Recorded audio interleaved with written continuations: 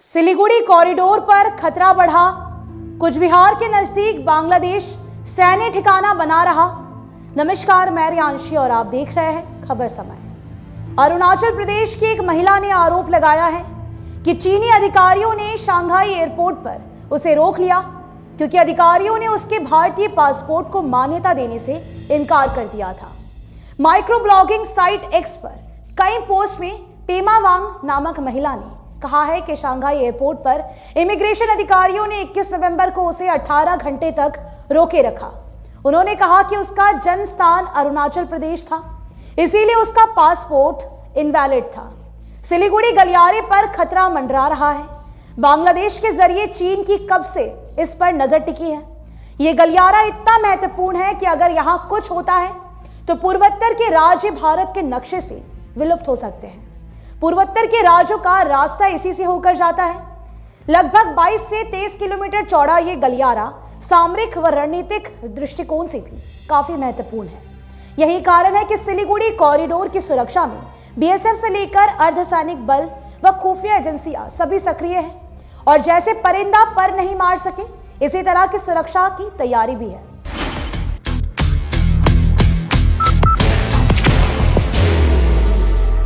There will only be one insignia.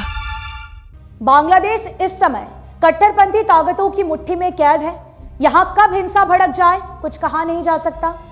इस समय बांग्लादेश में बाउल गायक अबुल सरकार की गिरफ्तारी का जोरदार विरोध हो रहा है और मोहम्मद यूनुस के नेतृत्व की खिलाफत भी शुरू हो गई है। बांग्लादेश के शिक्षाविद, अर्थशास्त्री और बुद्धिजीवियों ने आरोप लगाया है कि शेख हसीना सरकार के सत्ता से हटने के बाद बांग्लादेश में कट्टरपंथ और धार्मिक उग्रवाद में तेज बढ़ोतरी हुई है। मोहम्मद यूनुस बांग्लादेश की आवाम का ध्यान इस ज्वलंत समस्या से भटकाने के लिए भारत विरोधी गतिविधियों को हवा देने के लिए लालमुनिरहाट एयरबेस का निर्माण करवा रहे हैं, जो कुछ बिहार से मात्र 20 किलोमीटर दूर स्थित है।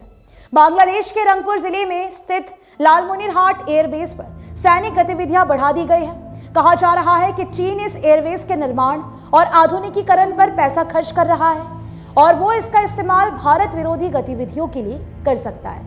हाल ही में चीन ने अरुणाचल को अपना अंग बताते हुए अरुणाचल की एक महिला के वैध पासपोर्ट को फर्जी बताया और शंघाई एयरपोर्ट पर भारतीय महिला के साथ बदसलूकी भी की। अखबारों में ये खबर सुर्खियों में है। पीड़ित महिला के द्वारा प्रधानमंत्री से चीन की बदमाशी को लेकर गुहार भी की गई है। बाहर की भागदौड़ अब नहीं तोड़ेगा आपके घर का सुकून। SBM गोल्ड UPVC विंडोज, आपके घर का सुकून। पूर्व में भी ये खबर आई थी कि पाकिस्तान की ISI यहां अपनी सेना उतारकर एयरबेस का इस्तेमाल भारत विरोधी गतिविधियों के लिए कर सकती है। बांग्लादेश में गृह युद्ध की स्थिति से आवाम का ध्यान हटाने के लिए मोहम्मद यूनुस का पूरा ध्यान लालमुनिरहाट एयरबेस पर केंद्रित है। मोहम्मद यूनुस के आदेश पर बांग्लादेश एयरफोर्स और आर्मी एविएशन ग्रुप के द्वारा अपग्रेडेशन का कार्य तेजी से चल रहा है। फ्लड लाइटिंग और बाउंड्री फेंसिंग का काम भी पूरा हो चुका है। एयरबेस के भीतर विशाल हैंगर का निर्माण हो चुका है और अब फर्श पर कंक्रीट की परतें बिछाई जा रही है। बांग्लादेश एयरफोर्स और आर्मी एविएशन ग्रुप इस एयरबेस का सर्वेलेंस देख रहे हैं। यहाँ लड़ाकू विमान और ड्रोन की पार्किंग और परिचालन भी किया जाने वाला है। भारतीय खुफिया एजेंसी ने 1166 एकड़ में फैले इस सैनिक ठिकाने की बढ़ती हलचल को महसूस किया है और बांग्लादेशी सेना के 24 घंटे सर्वेलेंस के बाद भारत सरकार ने सिलीगुड़ी गलियारे यानी कि सिलीगुड़ी कॉरिडोर की सुरक्षा के लिए पूरी तैयारी कर ली है। भारत ने बांग्लादेश की सीमा के नजदीक बिहार में किशनगंज, असम में धुबरी के पास बामुनी और इस्लामपुर में चोपड़ा के पास 3 सैनिक ठिकाने स्थापित किए हैं ताकि आपातकाल की स्थिति में दुश्मन का मुंह तोड़ जवाब दिया जा सके। जिस द्रुत गति से लालमुनिरहाट एयरबेस का अपग्रेडेशन हो रहा है वो इस बात का संकेत है कि कुछ ना कुछ यहां होने वाला है।